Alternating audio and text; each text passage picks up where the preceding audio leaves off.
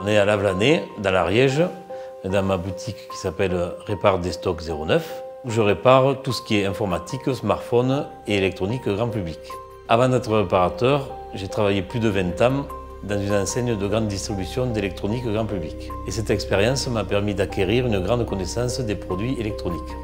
Donc je me suis installé ici car j'ai senti qu'il y avait une demande pour les réparations de tout ce qui était électronique. Il n'y avait aucun réparateur et tout le monde jetait les produits qui étaient encore bons. Il y avait juste une pièce à changer dessus. Je vous donne un exemple. Un télé qui a pris la foudre, on peut changer que l'alimentation. Je me suis installé en août 2014 dans un petit local de 20 mètres carrés. Et vu la demande importante, j'ai décidé de déménager rapidement pour prendre un local 4 fois plus grand, ce qui me permet de recevoir la clientèle dans un espace plus adapté. J'encourage les gens à réparer déjà pour ne pas polluer la terre. Et donc là, ça permet de récupérer son ordinateur, son téléphone, sans avoir à en racheter un. On remplace la pièce qu'il faut, parce que c'est remplaçable encore à l'heure actuelle, et ça repart pour quelques années. Et donc je vous le dis encore une fois, c'est très bon pour la planète. Souvent, les personnes me ramènent leur smartphone et leur ordinateur pour les réparer, pour sauver tout ce qui n'a pas de prix comme les photos, les documents.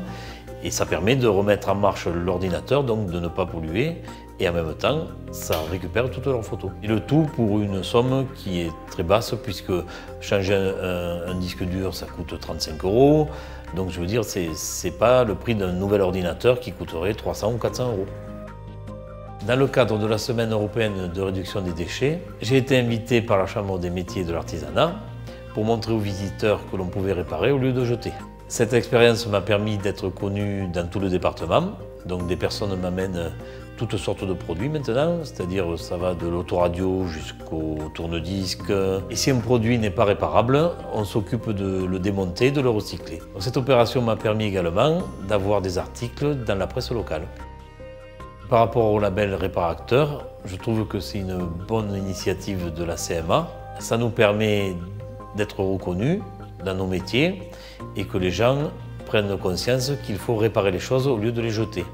Et j'invite toutes les personnes qui en ont envie de devenir réparateurs pour permettre aux gens des économies et préserver la planète.